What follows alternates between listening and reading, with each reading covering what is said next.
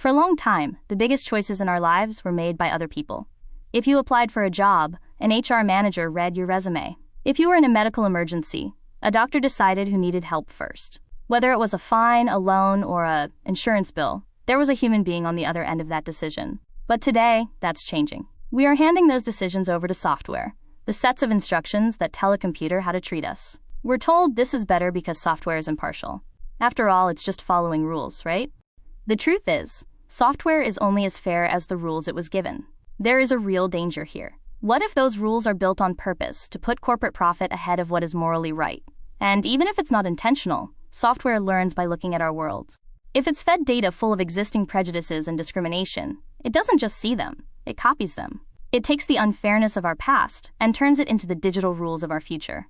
This isn't a theoretical risk. It is happening right now. Today, AI software is pre-screening job candidates, but some are discarding applications based on postcodes or ethnicity because the AI mirrored the biases of the humans who came before it. The price you pay for a flight now varies depending on your location and your search history. Some insurance companies are even buying your medical data from messenger apps and social media to decide if you can even be insured. And some rideshare apps have been known to charge you more based on how much you're in a hurry, or even based on how low your phone battery is. Without regulation, this will escalate. Imagine a rideshare app that charges you a quote premium because it knows you're in an unfamiliar or unsafe area. Imagine an ambulance that arrives slower because of your postcode, how much tax you pay, or a social score held by health services. In the event of a car accident, a self-driving car might have to decide who to sacrifice based on a hidden, unfair calculation. We could even see airlines using real-time data about your personal affairs to charge you a massive premium just because they know you have an emergency, like a sick loved one or a funeral to attend. If we don't set boundaries, companies will do everything they can to maximize profit over people. To stop these abuses, we must be able to look under the hood of the code. This is the vital difference between closed source and open source. Most software today is closed source. It's a secret.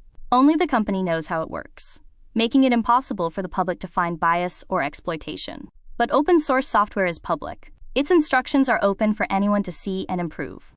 However, open code is only the first step. For AI, we must also demand open data and explainability. It's not just about seeing the code. It's about understanding why the computer made a specific choice. We need to know what data the AI was fed, so we can ensure its reasoning is clear and human-readable, not a black box of hidden calculations. The choice is ours. We must integrate open-source software into our daily lives.